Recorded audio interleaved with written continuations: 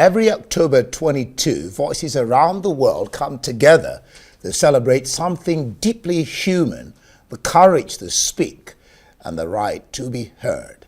International Stammering Awareness Day, ISAD, is a global campaign that focuses on the experiences of people who stammer and the stigmatization that still surrounds speech differences. Experts say it's not about fixing or hiding, but about understanding, acceptance, and pride. ISAD is observed annually to raise awareness on the challenges that stammerers face, also known as stuttering, and promotes respect and inclusion for those who live with it. It's a day for education, empathy, and empowerment. People who stammer often face misunderstanding, discrimination, or pressure to speak fluently, which can affect confidence, career opportunities, and mental health. ISAD is an opportunity to challenge myths and replace them with facts. It brings together individuals, families, educators, speech language therapists, and advocacy groups to foster support and push for systemic change. Well, the message is clear. Stammering is simply a different way of speaking, and no one should feel ashamed of their voice.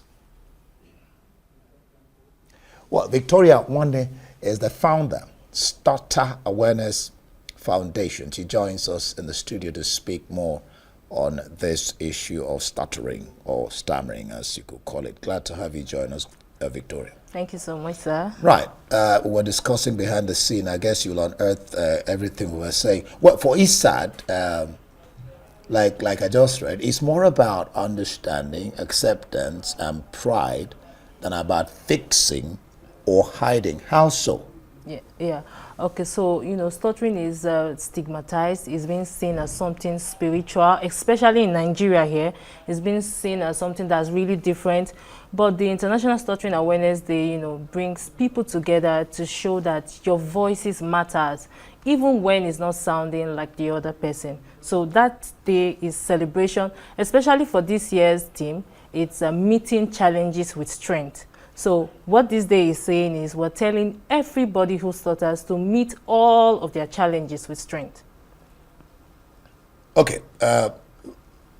In what ways, because again, I just read there, we talked about respect, according them respect. In what ways can respect be promoted as it concerns stutterers? Or let me put it another way. What constitutes disrespect to them, and how can it be stopped? So when you don't recognize that because they speak differently, then it means that there's something wrong with them. When you just see them as people who have a speech impediment, and that means that they are unintelligent, it means you're not respecting them. So respecting them means that you understand that they speak differently, and then you respect them. You don't mock them. You don't disrespect them. You just allow them be. You don't mimic them. There are some things some people do that they're not able to say their name, and because of that, then you see them later and then you say, you try to say the same thing. They say you are disrespecting them. So you just allow them to learn at their own pace. Allow them speak. Be patient with them. Don't finish their sentences for them, because they stutter, but then they will say exactly what they want to say. It will only take them time, but they will definitely say it. Get it out there. Yeah. Now, okay, before I ask you some other questions, let me ask this straight out. What motivated you finding this organization? What was your motivation? It was because of my younger brother. Yeah. So he has stuttered for over 20 years, and there is no support. There is no acknowledgement. There is no diagnosis process. There is nothing, just nothing. And when I saw the pain he goes through, we had a conversation one time, and then he was asking me why him, why am I, we are four, we are siblings, we're four, and then he's the only one that speaks differently. And we also do not have somebody in our family that speaks that way. So he's kind of confused, like, why me? And then he just got to a certain point. I became really angry because I saw that my brother is very intelligent, he's a good Christian, he's honest, and then he's just not giving the space in the society to really achieve and unlock his full potential. So when I saw that gap, I initially wanted to volunteer with an organization, but then when I searched, there was none. Currently, my foundation is the first and the only youth-led organization solely dedicated to stuttering. It was even said in a conference I went to today when I asked the question, and then the lady said, wow, I've been in this social impact space for 15 to 20 years and I have never heard of this. And that's where the problem is. That's the root of the problem. There is no organization, even the government is not really doing so much on it. So you don't expect people to have information, to arm themselves and all of that. So I just took it upon myself and said, you know what, I'm going to do this. And when I started, I'm seeing a lot of progress with my brother, and that's just what gives me joy. I over the years, I have heard that that there can be thought to not to stutter. Okay. Yeah, is that true? That's not true. That's not true. No, you spoke to me about speech therapy or something. Yeah. Yeah. So even speech therapy would not teach you not to stutter. So speech therapy... Or to reduce, maybe you speak slowly instead of trying to force it or something. I don't know. So even that speech therapy, and they tell you, speak like this, it still doesn't stop you from stuttering. In fact, one can even undergo speech therapy and come out worse, because you went in with the mindset that after this I may stop stuttering, and then you come out the same way, and then you start feeling so bad, more bad than you even went into that speech therapy. I had a conversation with a man with over 30 years experience with stuttering, and then he told me that speech therapy, if you're not careful, if you don't know why you are going there, you end up bad, because it's meant to build your confidence, like acceptance, accept it and all of that. So if you don't go there with that mindset and you go in with the mindset that I'm going to cure my stuttering, it's going to be definitely worse. You talked about not having, is it not having something here in Nigeria where they can be helped. I think you talked about that. Yes. Yeah. Like there's no process. So for somebody who stutters, people are born as a stammerer, and then it gets to an age of 4 or 5, your parents, your community, people are supposed to understand that you're speaking differently, and then you seek help.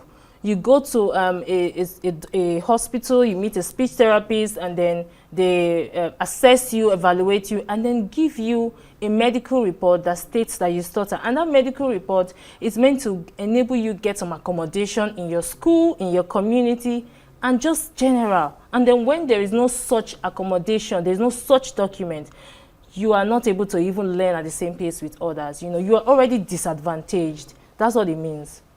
So there's no process at all. Yeah, there's no clear process. Okay, so that then leads us to talk about the question of inclusion. I mean, it seems to be the language. Everybody, women inclusion, youths inclusion. Yes. Everything is about inclusion. Looks like it is becoming a thing. So the question of stammerers. Yeah. Where does inclusion come in when it comes to stutterers or stammerers, as we're talking about? Stuttering is a disability, and we all know how disability is like really treated in Is it an impediment? It's an impediment. Good. It's a disability. Under the WHO, stuttering is internationally and globally recognized as a disability. Although some people feel, oh, it's an invisible disability, but yes, it's a disability. And the issue around it is that, sorry, what was the question again? Yeah, inclusion. Yeah, so the issue about inclusion for people who stutter is that in schools, they are supposed to be included, right? When people are learning at the same, when they're not learning at the same pace, when they go to school and they are expected to speak fluently like the others, when they are given the same time as somebody who doesn't stutter to perform the same task, obviously they are already disadvantaged. That does not happen. Does that happen? It does. It does. In fact, sometimes they even remove them. They see them as, oh, you're not even, you're not perfect for this. That's unfair. They remove them. I've gone to a school where this girl tells me that, man, they don't tell her to do debate or this or that. And she's very intelligent. She writes very well, but she's not given an opportunity. So that's where we're talking about inclusion. Include them. You know this person doesn't stutter. You're giving this person 5 minutes. This person stutters. Give this person 10 minutes or 7 minutes to still express the same thought. I guarantee you that they will do the same thing, or even the person who stutters will do more than the person who doesn't stutter. Yeah, it does make sense. One can only wish you the best. Because, I mean, we don't have time. Yeah. I was going to ask the question of funding. One can only say, well, that this your foundation, More Grace Did I say to your elbow or to your pen or to Thank your you mouth so that you succeed? And then your brother. Is it 2-1? You told me he's a 2-1? Yes, graduate. In Benin, graduate, University right? of Benin. He studied accounting. Okay. Yes. Say hi to him for me. Thank you so much, Victoria Nwanne, founder, Starter Awareness Foundation, for being on Arise News tonight. Thank you so much.